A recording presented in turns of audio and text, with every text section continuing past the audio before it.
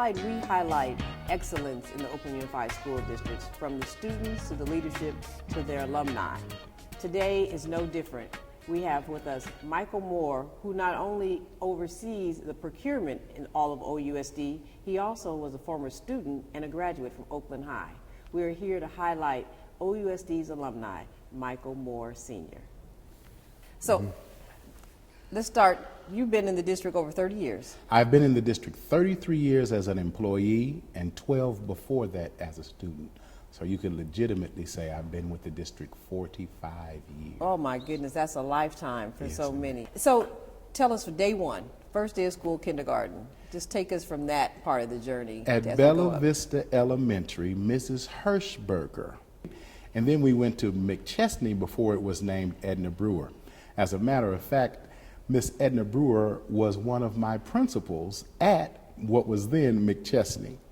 Then we went on to Oakland High School, and both of my brothers attended Oakland High. That was Warren and Jules, and the young ladies in my family, Stephanie and Dee Dee, went to Skyline. And so I was commissioner. So you have a whole family of OUSD alumni. Whole family of OUSD alumni, and then in my junior year, I was elected commissioner of assemblies at Oakland High, and I was the first young man in the history of the school to be elected student body president twice. Take us back to that time. What was going on in the community during your time of education at OUSD? How was the district looking at that time? Well, it was the time of the Black Panthers, the Symbionese Liberation Army, Marcus Foster. Now tell us about Marcus Foster. You were in OUSD when Marcus Foster, an African-American male, was actually the superintendent for schools, and then that whole traumatic period in our time. Yes, he was doing, now we take a lot of things for granted, like an African-American male being a superintendent, but that was a huge deal in the 70s for him to come from Philadelphia and have such a great impact and make so many changes. And then when Robert Blackburn came in after him, after also being shot in that assassination, it was a very powerful time, traumatic, but the school district proved its resiliency and that we kept going in spite of what was swirling around us. I mean, after graduation, you go to college, you become a pastor, you're back at the district, and then you're appointed to the OAL as the commissioner. Chief Financial Officer then, Leon Glaster, said, "Michael, read the article in the San Francisco Chronicle and get back to me." And he knew he was playing my song because the article's headline was, "The OAL Needs a Savior." There was talk of us being absorbed into another one of the sections in the California Interscholastic Federation, and he knew because of my love for Oakland and love for the students, that was not going to be palatable for me. So on the first day of the new superintendent's tenure, she called and asked, and I've learned when the superintendent called and asks you to do something, it can sometimes fall under the realm of other duties as assigned. And so I did take it, and it was a wonderful time. The league was stabilized, both academically. We were making sure that every student who ran out on the field or on the court was eligible to play. We became financially stable as far as the gate receipts and all of that. And we just generally had a real good time, and I was able to turn it over to the new commissioner last year in July. You helped save the league and bring it back to its the days when they had Ricky Hendersons and Bill Russells in those leagues. You definitely have to have a strong OAL. Oakland is not the same without a strong OAL. Well, and also with the help of many others like board member Dobbins and the Oakland Tribune and so many others, we also have established the Oakland Athletic League Hall of Fame. That's right. And that just brings such joy to my heart because we have such a rich legacy. So many people do not realize that the first African-American coach in basketball, Bill Russell, attended the Oakland School of Climates. The first African-American baseball coach, Frank Robinson, attended. And then we have Veda Pinson, and we just over and over and over again, the long line of Hall of Famers, Jackie Jensen, just great men and women over the ages who've played in our 6 high schools and gone on to do great things that have impacted the world of sport. So tell us more about your role in the district and what are you doing now? Well, my title currently is Operations Officer. We're over procurement. The easy way to describe it is we process every non-salary and non-benefit dollar in the district. Last year, that was just under $80 million. That's a whole lot of money. Yeah, okay. it's a lot of money, but we try to aim it right.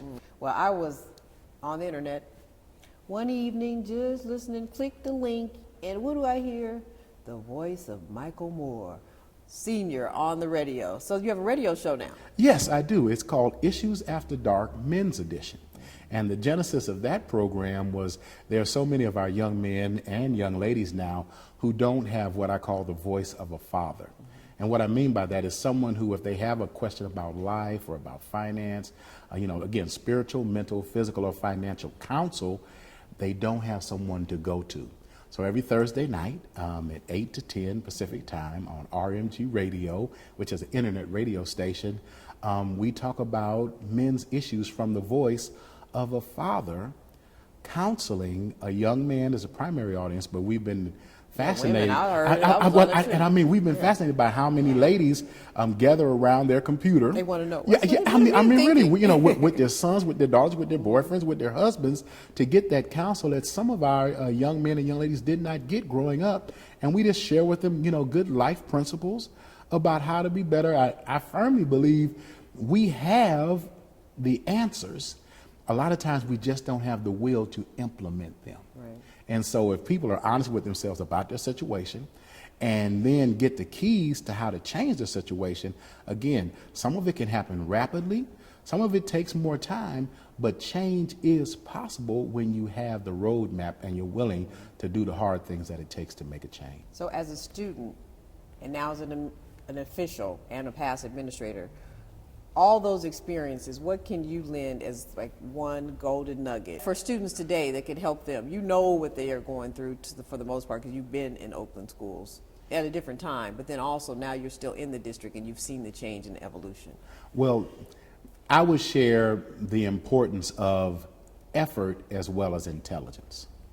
Some people think that if they're not declared smart or intelligent that they're doomed. If you can put forth the effort, know where you want to go, know what you want to do, and take the necessary steps day by day to do that, you will be shocked at how much you can have, how much you can do, and what an impact you can have on yourself, on your family, on your neighborhood, on your city, and some of us have even gone on to have impact on the country and on the world. One of the best days of my life as an educator was when one of those young men who had been a student at Elmhurst came back to me at a football game in the mid-90s and said, "Mr. Moore, guess what I'm doing?" I said, "Man, I don't know, tell me." He said, "I am at UC Berkeley and I'm studying to be a history teacher just like you." That one-on-one connection with children really does matter. Thank you. Thank you for taking us on that journey of 45 years as a student, as an administrator, as a district official, and now a leader in our community in Oakland, a product of Oakland Unified School District. We're with Michael Moore Sr., who is an OUSD alumni and a product of Oakland Public Schools.